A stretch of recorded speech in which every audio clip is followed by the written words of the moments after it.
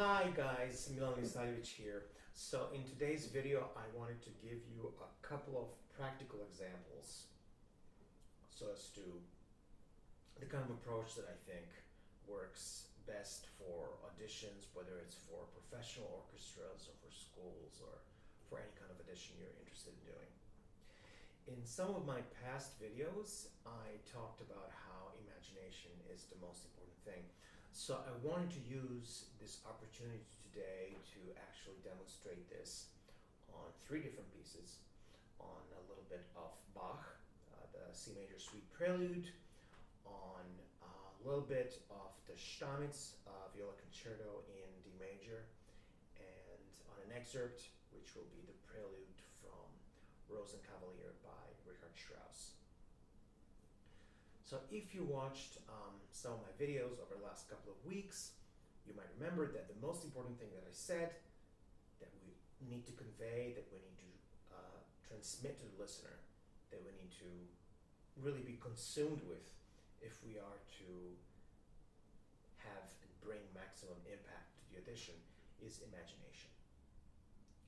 Rather than focusing on rhythm, intonation, perfection of execution so that you advance and so on, I find that the most effective thing you can actually do is to find a really coherent and very powerful sense of narrative to whatever it is that you're trying to play, with clear ideas, with strong contrasts, with something that is truly your own, so that when you're actually standing in front of an audition panel or perhaps standing behind the screen, you have something compelling and personal to say, because that kind of an approach, that kind of playing will really reach the audition committee. Ultimately, nobody really knows what any audition committee wants to hear. You can only guess, and this kind of guesswork is useless, because sooner or later you are watering down who you are in order to please somebody else. And surely from your experience with personal relationships on any level, you will agree with me that this never works. So let me demonstrate this on three pieces. I chose a Bach prelude from the C major suite for the cello.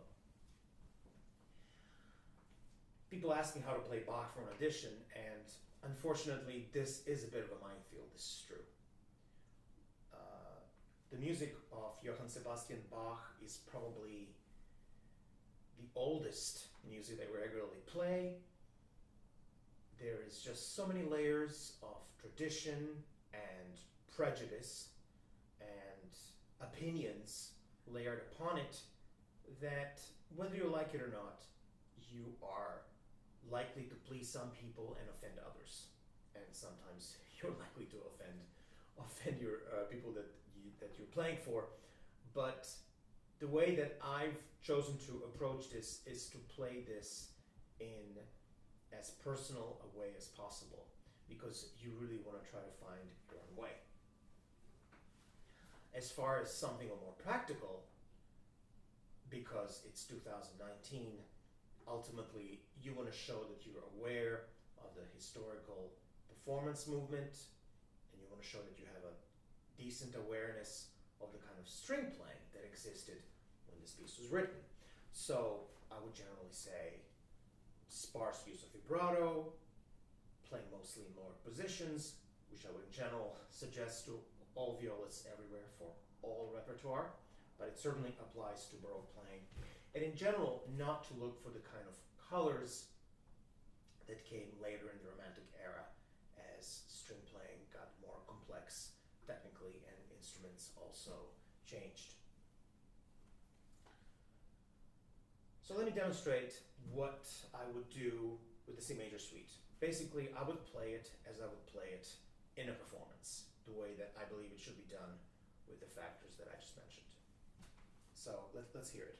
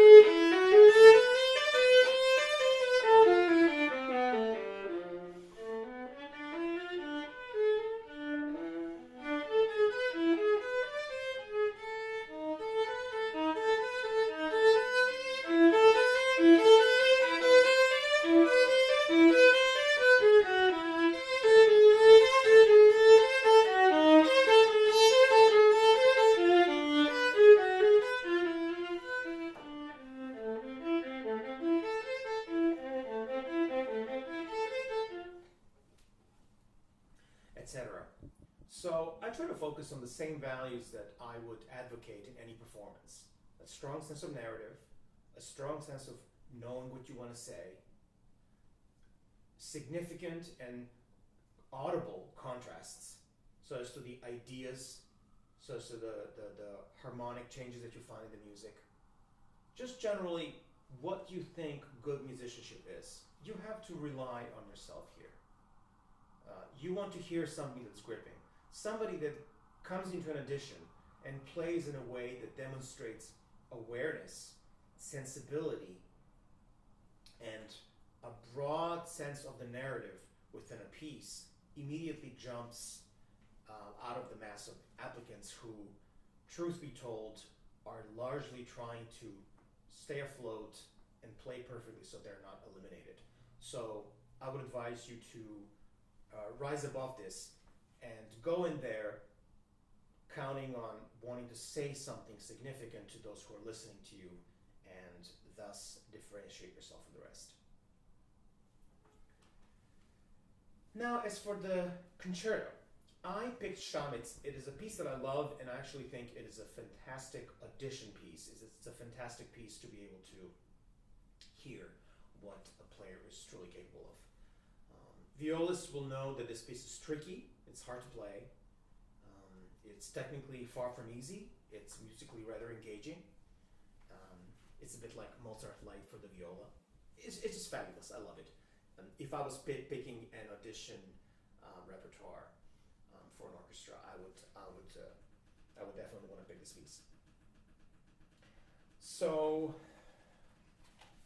let me get the music here for you. Those who know the Stamitz concerto know that it has kind of a tricky beginning. It's awkward. You have these chords at first. So a lot of people in my experience come to these and immediately you sense fear.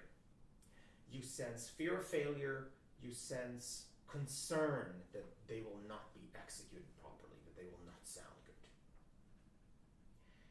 It's a perfect opportunity to try to, instead of letting the instrument dictate how you play, think of how you want this musically to work out. And another reason why I love the Stamitz concerto is because it really is like an opera. It's a lot like Mozart. There are all these personalities, all these characters that are demonstrated, that are presented in the exposition of the piece.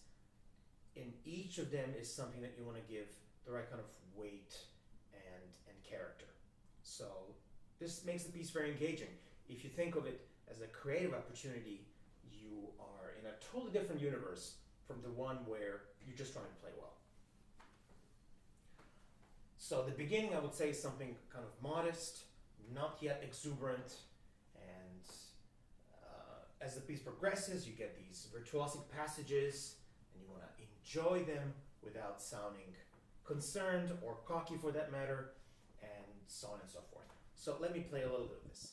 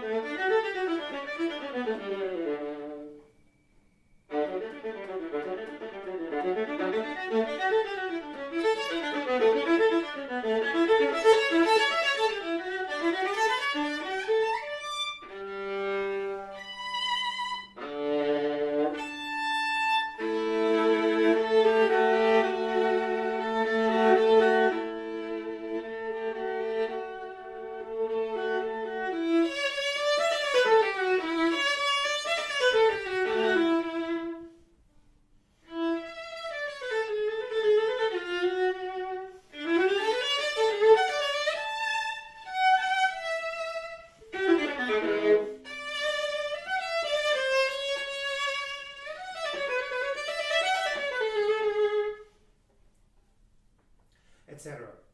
So what I try to do here is really have a different character to everything that I went to. You know, from which I kind of wanted to make playful and light. This is, after all, a light kind of music. There is no drama at this point. Then, you know, you have something that sounds like a little bit like a folk tune. Kind of like a hurdy-gurdy, you know. I love to think of it that way, that somehow Stamitz had this in mind. And then, you know, the very lyrical second theme. And I like to think of this as being in one. I find that as you get to know the piece better, you start thinking of it as being in four, you know.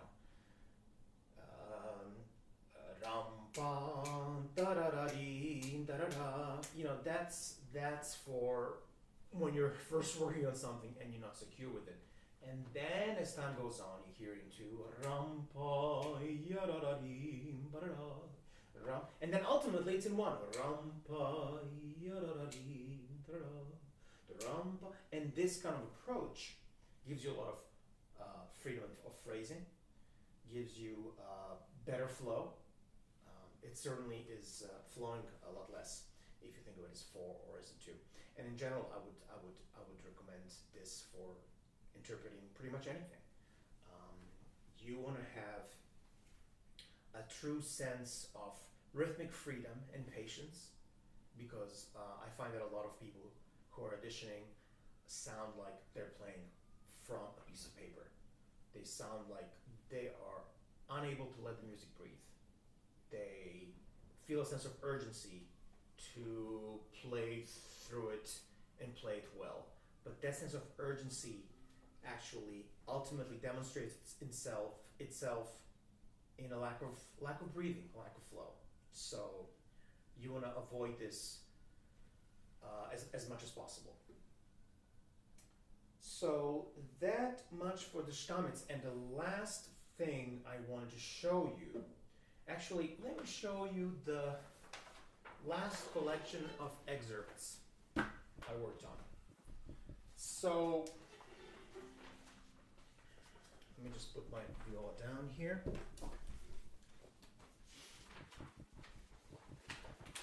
For instance, look at this. I wrote calmly, piercingly creepy for a viola solo from Alban Berg's Lulu. Or, for example, for the magic flute, I wrote proudly playful. If you look at my excerpts, I have something like this for every single one. This is from Manon Lescaut, it's the intermezzo. I wrote affectedly passionate. For Falstaff from Verdi's opera in the second act, I wrote soft-edged energy of a fat guy. Some of my explanations are a little bit clunky, but they were often a result of weeks or even months of thinking as I was playing an excerpt, got to know it, and I kind of had to find a personal way to describe the piece that I was playing. I oftentimes came up with 3 or 4 different things before I settled on one. Some of this took me a while to figure out, and they're entirely personal. I based them on the context. I based them on the libretto. Most of these happen to be operatic works, but if it's not an operatic work that you're playing, for example, I would suggest getting to know the piece as well as possible so you can have an idea of where the composer was coming from when he and she was writing it. But don't be afraid to find something personal. There are no right or wrong answers here. Some of what I wrote maybe wouldn't make sense to somebody else, but that's okay. This is also an opportunity to be creative. In fact, I would say we should treat auditions as opportunities to be creative. It's only then that we can find happiness in this process. And if we do, it'll show in play. So these words that I found to encapsulate the character of what I was playing really helped me. They helped me get into a right state of mind as I was about to start playing, so that I am about to exude this feeling for those who are listening to me. So there's a clear message, like I said earlier, a clear sense of narrative, so as to what am I playing, what am I trying to say, so that there's imagination at play in what I'm presenting. So let me play a little bit of one of these. This would be Richard Strauss's Rosenkavalier, the prelude.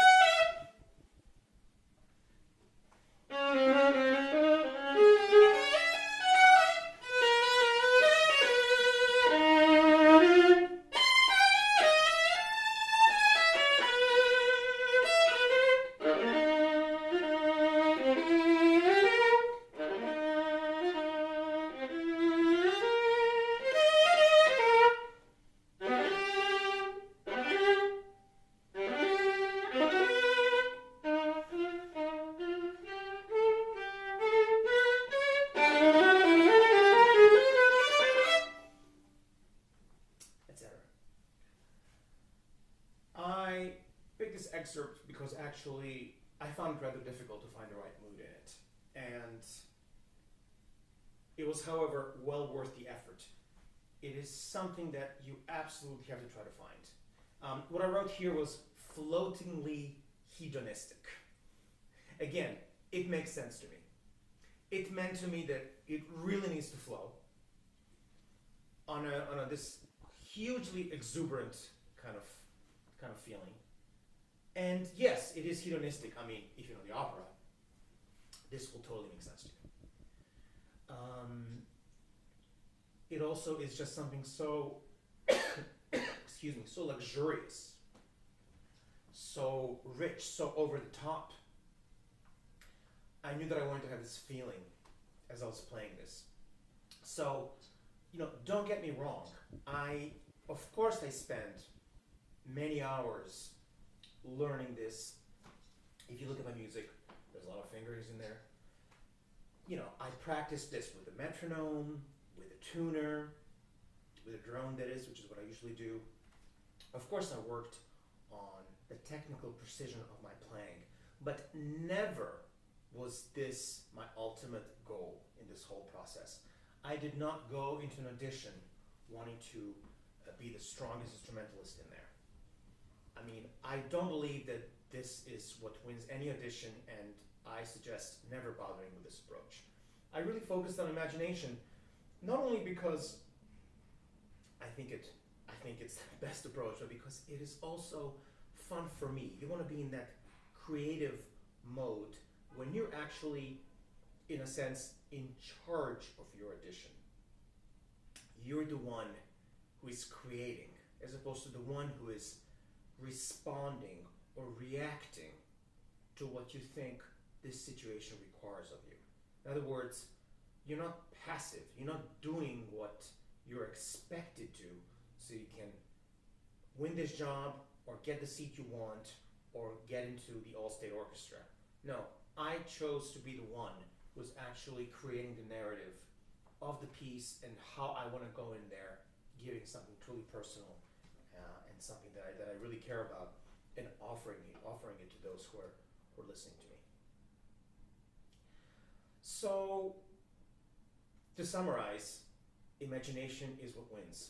I hope these 3 examples helped show a little bit of what I had in mind when I talked about this in the past. Please leave your comments below. This is my last video for my American Viola Society residence for January and February 2019. I want to thank the American Viola Society for having me.